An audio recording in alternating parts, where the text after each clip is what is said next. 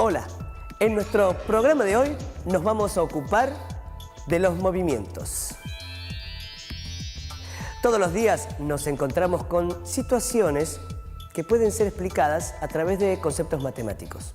Pero eso no significa que solo estamos hablando de números.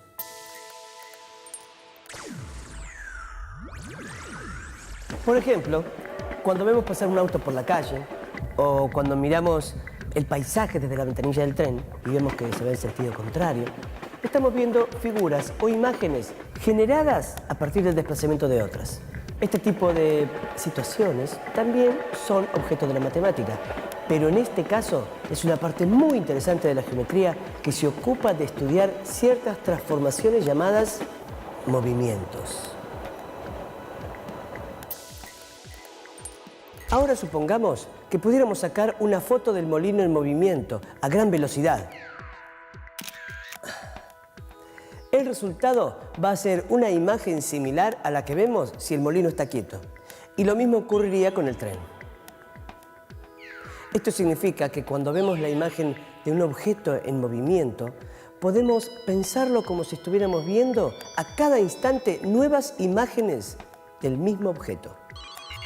Si miramos con atención las imágenes del tren y del molino detenidos y las comparamos con las fotos sacadas en movimiento, vamos a descubrir que las nuevas imágenes resultan de transformaciones de la imagen original en donde tanto la forma como el tamaño de los objetos en las imágenes originales no se modifican.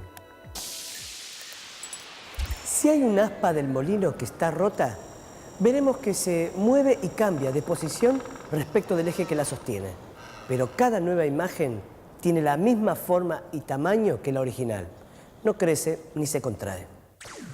Cuando vemos la traslación del tren, nada cambia en él, salvo su posición en una línea recta, que en este caso es la vía.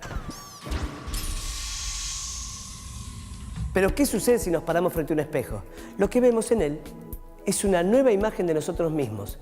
Aquí también la imagen se obtiene por un movimiento.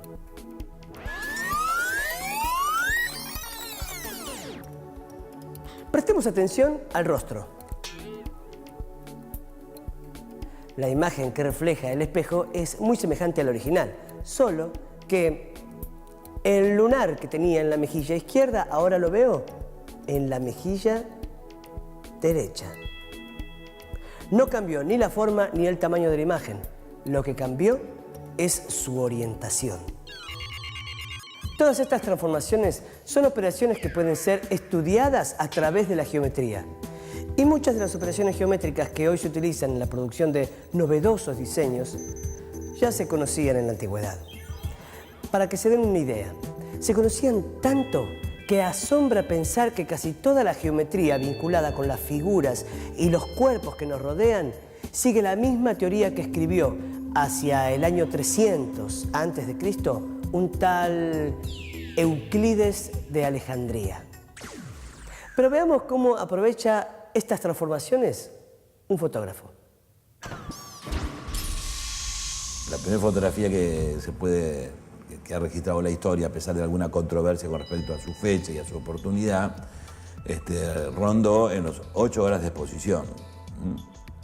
Es decir, que el inventor de la fotografía, uno de los inventores de la fotografía, que es Nicéforo Niepce, tuvo que tener su cámara, ¿no es cierto?, una cámara muy precaria para lo que conocemos actualmente, 8 horas para que se registrara la luz, ¿no es cierto?, sobre el soporte sobre el cual se estaba realizando la imagen. Con los años, obviamente, esto disminuyó mucho. La primera fotografía que se anunció públicamente al público, tuvo una duración de 20 minutos. Y era una escena callejera de París, con una curiosidad muy interesante. La foto está hecha aproximadamente en horas del mediodía, 10:30 de la mañana, 11:30, digamos, pleno sol, en una calle de París, muy transitada, pero que la fotografía no registra nada más que la calle, los árboles, los edificios y un lustrabota con su cliente. Esa fotografía llamó la atención en su momento porque fue el modo más preciso, ¿no es cierto?, donde se pudo representar una escena de la realidad, pero ese mecanismo tan perfecto de reproducir la realidad omitió la existencia de las personas, de los carruajes, de los caballos, de los arneses, de todo lo que podía haberse movido durante esos 20 minutos, que no estuvo en su lugar para poder ser registrado por la cámara. Es decir que uno ve una foto y dice, acá está todo perfecto, nada se mueve, pero en realidad todo lo que se movió ni siquiera fue registrado. Hoy una situación con una iluminación normal y con una cámara que tenga algunas prestaciones mínimas, estoy hablando de prestaciones mínimas, es posible tanto congelar el movimiento como poder registrarlo. Y dependerá de la cantidad de veces con que nosotros dividamos el segundo. Los movimientos en una foto pueden obedecer a dos orígenes diferentes. Uno es el movimiento de cámara, que es cuando uno está sacando la fotografía, que involuntariamente o voluntariamente, puede ser el caso, la cámara se mueve. Ya sea porque la estamos sacando desde un coche, ya sea porque la estamos caminando, o por el simple impulso de apretar con mayor fuerza de la necesaria y se mueve toda la cámara. Si la foto se está haciendo a una muy alta velocidad, es posible que ese movimiento tampoco lo registre la fotografía. Pero si es un movimiento si es una velocidad relativamente baja, puede llegar a registrarlo. En ese caso nos damos cuenta que el movimiento fue de cámara porque todo lo que aparece en la fotografía está movido. Incluso aquello que no se mueve frente a nuestra mirada, por ejemplo, un edificio, la calle, un árbol. Si eso se mueve, es un signo inapelable de que lo que se movió fue la cámara. El otro movimiento puede ser el movimiento del objeto. Yo estoy quieto, incluso la cámara puedo tener sobre un trípode o perfectamente apoyado, y estoy sacando un automóvil que pasa a alta velocidad cerca de la cámara, o una persona, un animal, un pájaro, lo que sea, y si la velocidad es baja, vuelve a pasar lo mismo. Se mueve el pájaro, se mueve el perro, se mueve el coche, pero lo que está atrás, o lo que está delante, y que está plantado en la tierra y no se movió, entonces ahí podemos decodificar qué es lo que se movió. Si solo se mueve un elemento que pasa por una escena por la calle, por ejemplo, como las fotos que podemos estar viendo ahora, donde hay una persona que está parada y hay un taxi que pasa y está movido. La persona que está parada está esperando que pase el taxi, entonces tiene un movimiento, porque la persona se mueve, pero la cámara no lo registra. Ahora, el taxi pasa a una alta velocidad en relación a esa persona, y esa persona, ese movimiento sí se registra. Ahora, si yo abro mucho más el diafragma y aumento la velocidad o disminuyo el tiempo de exposición, que es lo mismo, es decir, divido el segundo en partes mucho más pequeñitas, puedo lograr que todo esté congelado, aunque esté con mucho movimiento. Por ejemplo, esta fotografía que estamos viendo ahora, pasa un colectivo relativamente cerca de donde yo estoy sacando la fotografía, y hay una bicicleta que también está pasando. Y el movimiento es muy vivo, y hay una persona atrás que se ve que está caminando y tiene el pie que está apoyando en el piso y se ve absolutamente congelado. Bueno, esta fotografía se sacó a un 500avo de segundo. ¿Qué significa eso? Que a un segundo se lo dividió en 500 partecitas y en una de esas partecitas es la que se tomó la fotografía. De manera tal que para esa velocidad la cámara pudo congelar el movimiento de estas personas. En cambio, en la foto anterior solo pudo congelar el de la persona que estaba parada y no así el del taxi, porque la velocidad se hizo de muchísimo más baja.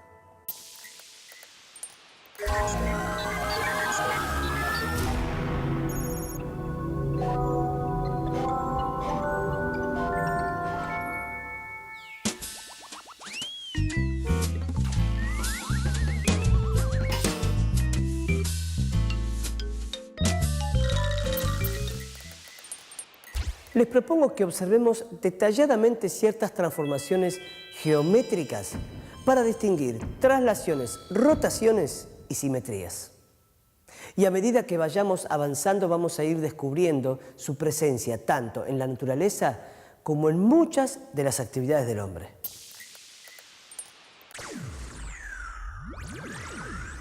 Trabajando sobre una superficie plana, como un papel o un monitor, a partir de una figura, podemos obtener otras en las que se conserva la forma y el tamaño de la original. Las transformaciones geométricas que hacen que esto sea posible se llaman movimientos, y sus efectos están presentes en las estructuras más simples, como el diseño de guardas generadas por el desplazamiento recto de un motivo original que se traslada, o por rotaciones reiteradas según un mismo ángulo.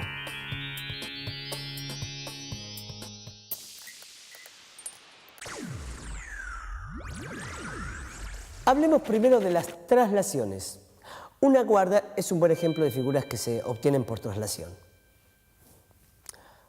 Una misma figura o motivo se repite de forma periódica sobre una región del plano limitada por dos rectas paralelas. Las guardas de los empapelados de las habitaciones infantiles o aquellas que vemos en algunos pisos pueden ser buenos ejemplos, pero no son un invento moderno. En los templos antiguos que aún se conservan, podemos ver frisos que desempeñaron funciones de ornamentación, en muchos casos con motivos sagrados.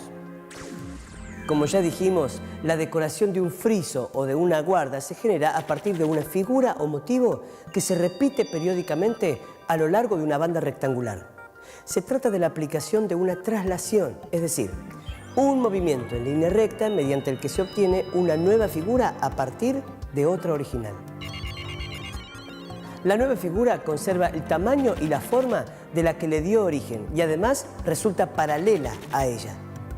Cuando se diseña un friso o una guarda, se tiene la libertad de elegir el motivo o la figura que se repetirá. Pero también se pueden escoger las transformaciones que se aplicarán a ese motivo inicial.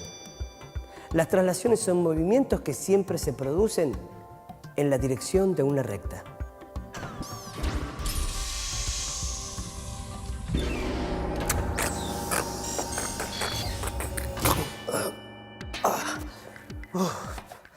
Los frisos que vimos hasta el momento fueron elaborados a través de traslaciones horizontales.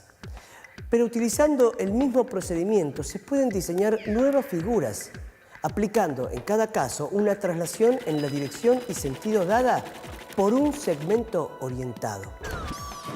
Ese segmento orientado, que representamos con una flecha y se denomina vector, indica en qué dirección y sentido se efectuará la traslación de la figura y además qué tan lejos se trasladará. Esto último lo indica la longitud del vector. Pero, ¿solo en los frisos y en las guardas hay traslaciones? Cuando abrimos el cajón de las medias, cuando desplazamos el estante del teclado de la computadora, cuando corremos el pasador de la puerta, cuando subimos en ascensor y en unos cuantos ejemplos más, también hay movimientos de traslación. Hay movimientos de distinto tipo. Las traslaciones son uno de ellos. Pero también hay otros, como las rotaciones.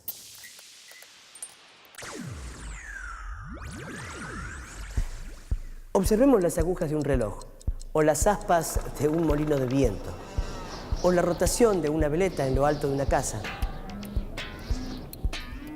Si prestamos atención, vamos a notar que esos movimientos tienen una característica común. En todos los casos, hay un punto fijo alrededor del cual giran los demás. Ese punto fijo se llama centro de rotación. En cualquiera de esos objetos en movimiento, vemos que a excepción del centro, que permanece fijo, todos los puntos de la figura rotan. La amplitud del movimiento está dada por un ángulo con determinada orientación. La orientación de un ángulo se considera positiva si es contraria al de las agujas del reloj y negativa si se desplaza en el mismo sentido. En los días ventosos, las veletas giran alrededor de su centro de rotación. Van hacia un lado y hacia otro según los cambios en la dirección de los vientos. Estos cambios se indican con relación a los puntos cardinales. Una forma muy interesante de representar las direcciones de los puntos cardinales es la rosa de los vientos. En ella está señalado el norte y en sentido opuesto el sur. Si desde el norte la veleta gira un ángulo recto en sentido positivo, indicará el oeste. En cambio, si desde el norte girara el mismo ángulo en sentido negativo, estaría indicando el este. Si en otro momento la veleta indicara el sur y rotara 135 grados en sentido negativo, se detendría en el noroeste. Pensemos en una calecita. El movimiento de rotación de una calecita tiene las mismas características que el de la rueda de un auto o de una bicicleta, o que las poleas de un aparejo que se utiliza para sacar agua de un pozo. Ese tipo de mecanismos de rotación se utiliza también en el arte, la arquitectura, el diseño de objetos artesanales y en las más diversas aplicaciones. Yo creo que hay que distinguir los movimientos físicos de los movimientos en sentido matemático que estamos viendo acá. Un movimiento físico es un cambio de posición de un cuerpo que se produce en el tiempo. A medida que el tiempo transcurre, la posición del objeto va cambiando. Está relacionado con el concepto matemático de movimiento, pero el concepto matemático de movimiento solamente se preocupa de figuras planas y mirando solamente las posiciones iniciales y finales de esa figura. Y lo que busca, o lo que se establece en un movimiento es una función, es decir, una correspondencia entre puntos de la figura inicial y puntos de la figura final. Esa función es un movimiento, sea una traslación, una rotación o una simetría. La composición de movimientos, es decir, esto de rotar un cuerpo y después trasladarlo, es una composición de funciones, lo que en matemática llamamos componer funciones. Observamos las transformaciones que se producen por el desplazamiento recto de una imagen y las que se producen por su rotación. Veamos ahora qué sucede cuando se combinan ambos movimientos. Si pudiéramos registrar el movimiento de un punto luminoso fijo en la rueda de una bicicleta, cuyo centro de rotación se traslada al avanzar, se vería que describe una figura como esta. Esta figura es lo que llamamos una curva cicloide. Cualquier figura de un plano puede generar una nueva imagen por rotación. Si a una figura se le aplica una rotación de centro O y ángulo alfa, vemos como la figura transformada conserva el tamaño y la forma del original, pero además mantiene su orientación. Lo mismo sucede en el caso de las traslaciones, solo que allí la nueva figura es paralela a la original.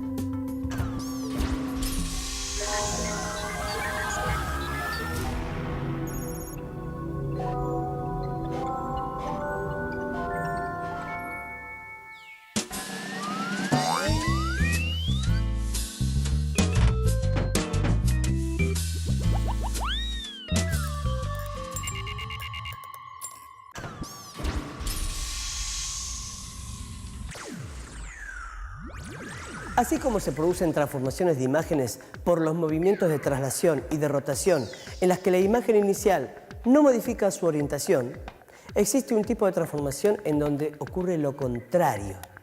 Estas transformaciones se llaman simetrías, una palabra que evoca ideas de equilibrio, armonía y belleza, tanto en la naturaleza como en el arte o la ciencia. Por ejemplo, si juntamos la palma de la mano derecha con la palma de la mano izquierda, veremos que pese a que no son exactamente iguales, coinciden. Eso significa que son simétricas. Pero si superponemos una mano a la otra, veremos que no coinciden. Eso es porque se encuentran orientadas de manera inversa. El pulgar que en una está a la izquierda, en la otra se encuentra a la derecha.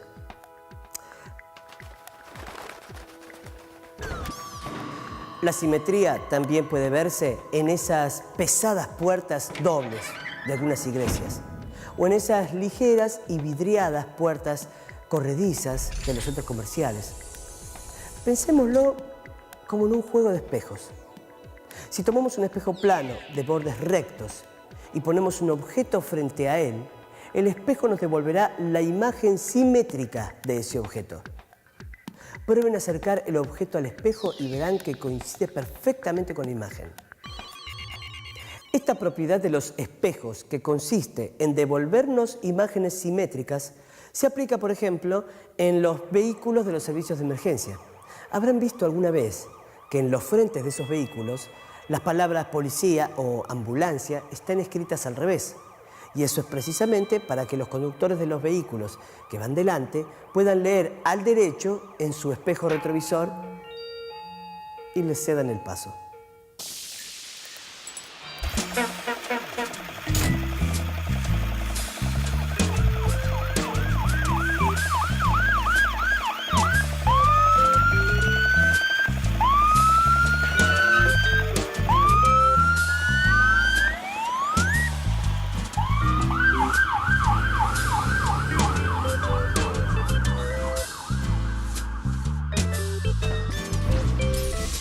También las letras mayúsculas en imprenta de nuestro alfabeto nos dan ejemplos de simetría. Algunas presentan una simetría de eje vertical. En algunos casos la simetría es de eje horizontal. Y también hay algunas que presentan una rotación de ángulo llano alrededor de su centro.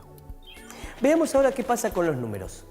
0, 1 y 8 son simétricos respecto de un eje vertical. 0, 1, 3 y 8 son simétricos con relación a un eje horizontal. Agreguemos otra curiosidad. El 9 se obtiene por rotación del 6. ¿Y qué me dicen de una fecha como 19 del 8 del 61?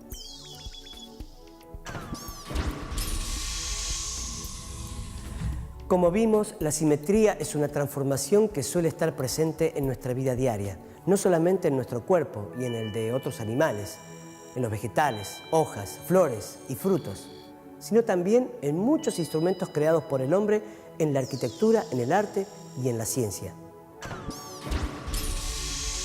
Cuando termina el cubismo, cuando empieza ya a desaparecer y se empiezan a estudiar otras cosas, aparece la pintura cinética, donde en realidad aparece el movimiento, y la pintura más emblemática es la de Duchamp, que es un personaje bajando la escalera. ¿Por qué aparece el movimiento en la pintura? Porque el cubismo lo que pregonaba era que ellos utilizaban alto, ancho, profundidad y movimiento. Entonces, ¿cómo hacía el cubismo para representar el movimiento? Viste que Picasso dibujaba una cara de frente y al mismo tiempo le dibujaba la de costado, porque lo que estaba dibujando era este movimiento. Bueno, Duchamp lo lleva al extremo y hace toda esa pintura de la figura bajando las escaleras. Entonces es toda como si hubiera sido fotogramas que se van haciendo.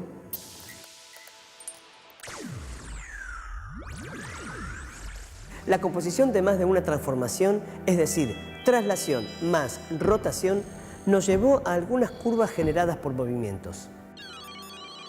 Uno de estos movimientos que se producen en el tiempo es la cicloide. Pero hay muchos más que fueron objeto de estudio de los matemáticos y físicos de todos los tiempos. Bueno, hasta nuestro próximo encuentro.